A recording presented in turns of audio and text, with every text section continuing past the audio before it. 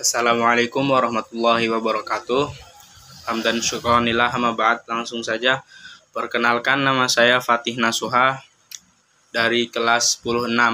Baik, di sini saya akan mempresentasikan tentang pelajaran Al-Quran Hadis bab 2, yaitu mengenai sejarah penurunan dan penulisan Al-Quran. Al-Quran adalah firman Allah Subhanahu wa Ta'ala sekaligus mukjizat Nabi Muhammad SAW yang berupa kitab yang menyempurnakan kitab-kitab sebelumnya. Baik, kali ini saya akan membahas proses penurunan Al-Quran dan sejarah penulisan Al-Quran. Menurut beberapa ulama, ada beberapa cara penerimaan wahyu Al-Quran. Salah satunya dari Imam As-Sidqi sebagaimana disebutkan oleh Muhammad Hasbi As-Sidqi dalam buku sejarah dan pengantar ilmu Al-Quran dan tafsir. Ada beberapa cara wahyu diturunkan kepada Nabi Muhammad SAW, yaitu sebagai berikut. Yang pertama melalui mimpi, yang kedua dihembuskan langsung ke dalam jiwa, yang ketiga seperti bunyi gemerincing lonceng yang amat keras, yang keempat malaikat menampakkan dirinya dengan wujud seorang laki-laki yang elok rupanya, yang kelima malaikat Jibril menampakkan wujud aslinya yang mempunyai sekitar 600 sayap, dan yang keenam Allah berbicara dengan Nabi Muhammad dari balik hijab. Berdasarkan penjelasan tersebut, malaikat Jibril menyampaikan wahyu dengan 3 cara, yaitu menampakkan wujud aslinya, menyamar sebagai seorang laki-laki, maupun hanya terdengar gemuruh lonceng. Ini artinya Al-Quran diturunkan melalui malaikat Jibril dengan bentuk wahyu yang paling tinggi. Dalam Quran surat Asy-Syu'ara ayat 192-196, Allah berfirman yang artinya, sesungguhnya hanya Ia, Al-Quran, benar-benar diturunkan Tuhan semesta alam. Ia dibawa turun oleh Ruhul Amin, Jibril, diturunkan ke dalam hatimu Nabi Muhammad, agar engkau menjadi salah seorang pemberi peringatan. Diturunkan dengan bahasa Arab yang jelas. Sesungguhnya ia benar-benar disebut dalam kitab-kitab yang terdahulu. Para ulama berbeda pendapat mengenai cara malaikat menerima dan menurunkan Al-Quran. Ada pendapat bahwa malaikat menerima langsung dari Allah, dan ada pula pendapat bahwa malaikat menghafal Al-Quran yang berada di Lauhul Mahfuz. Para ulama juga berbeda pendapat tentang apa yang diturunkan tersebut. Berikut beberapa pendapat yang ada. 1. Pendapat pertama mengatakan apa yang diturunkan berisi lafal dan makna. Malaikat Jibril menghafalnya di Lauhul Mahfuz lalu menurunkannya. Yang kedua, pendapat selanjutnya mengatakan bahwa malaikat menurunkan maknanya saja, lalu Rasul memahaminya dan menafsirkannya ke bahasa Arab. Yang ketiga, pendapat terakhir mengatakan bahwa malaikat Jibril menerima dari Allah dalam makna lalu ia menafsirkannya dan menurunkannya pada Rasul.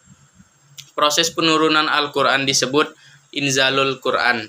Namun, beberapa ulama ada yang menyebutnya dengan tanzil, yang berarti penurunan Al-Quran dari Lauhul Mahfuz. Di kalangan ulama ada 3 pendapat mengenai proses penurunan Al-Quran. Yang pertama, Al-Quran diturunkan sekaligus ke langit dunia pada malam Lailatul Qadar dan diturunkan pada Rasul secara berangsur-angsur. Yang kedua, Al-Quran diturunkan ke langit dunia 20 atau 23 atau 25 kali Lailatul Qadar selama 20 atau 23 atau 25 tahun. Berdasarkan perbedaan pendapat tentang beberapa lama Nabi Muhammad bermukim di Mekah setelah diangkat menjadi Rasul. Pada setiap Lailatul Qadar diturunkan ke langit dunia hanya sekedar yang hendak diturunkan kepada Nabi Muhammad sesuai kondisi umat pada saat itu. 3. Awal diturunkan Al-Quran adalah pada Lailatul Qadar, kemudian diturunkan kepada Nabi Muhammad SAW secara berangsur-angsur. Diturunkan Al-Quran secara berangsur-angsur tentu memiliki beberapa hikmah. Berikut beberapa hikmah tersebut. Yang pertama, memudahkan untuk dihafal, ditulis, dipahami, dan diamalkan. Yang kedua, dapat meneguhkan hati Nabi Muhammad karena sering berkomunikasi dengan Rabb-Nya. Yang ketiga, akan berkenan di hati umat Islam karena diturunkan sesuai situasi yang ada. Yang keempat, agar dapat menjadi solusi masalah yang ada. Yang kelima, dapat meringankan kehidupan manusia. Untuk yang kedua, yaitu sejarah penulisan Al-Quran. Pada masa Rasul, setiap Rasulullah menerima wahyu Al-Quran, beliau akan membacakannya dan meminta beberapa sahabat untuk mencatatnya. Sahabat-sahabat yang selalu menulis wahyu Al-Quran ketika diturunkan adalah Ubay bin Ka'ab, Abdullah bin Mas'ud, Mu'az bin Jabbal, dan Zaid bin Sabit. Penulisan pada masa ini disebut Jam'ul Quran al-Awwal, yang penulisannya menggunakan media kulit hewan, tulang hewan, lempengan, batu, dan pelepah kurma. Penulisan Al-Quran pada masa Khulafaur Rasyidin terjadi pada masa kepemimpinan Abu Bakar Asy-Syiddiq dan Utsman bin Affan, yang disebut dengan Jam'ul Quran As-Sani.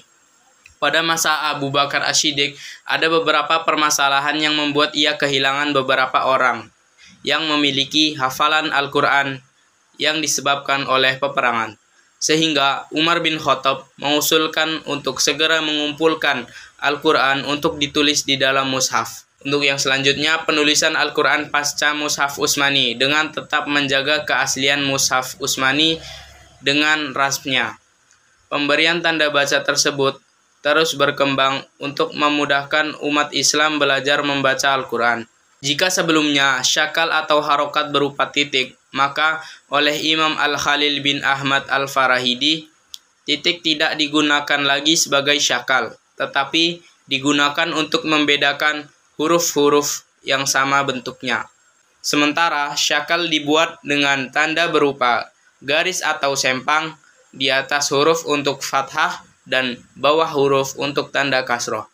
Huruf wawu kecil di atas huruf untuk domah, harokat ganda untuk tanwin, dan lain-lain sebagainya yang dapat kita jumpai pada mushaf-mushaf yang ada saat ini. Dalam riwayat lainnya, disebutkan beberapa nama yang telah berjasa dalam memberikan tanda baca dalam Al-Quran. Mereka adalah Al-Hasan Al-Basri, Yahya bin Ya'mura, dan Yasar bin Asim Al-Laisi. Menurut Mana Al-Qatan dalam kitab Mabahis fi Ulumil Quran, bahwa nama yang paling terkenal berkat jasanya dalam memberikan tanda baca dalam Al-Quran adalah Abul Aswad Ad-Du'ali. Pada abad ketiga Hijriah telah diadakan pula penyempurnaan terhadap mushaf Al-Quran. Para penulis mushaf telah mencari bentuk tulisan yang baik dan menemukan tanda-tanda khusus lainnya. Mereka memberikan tanda untuk huruf di syaddah dengan sebuah tanda seperti busur. Alif wasol diberi lekuk dan posisinya disesuaikan dengan harokat sebelumnya, fathah, kasroh, atau domah.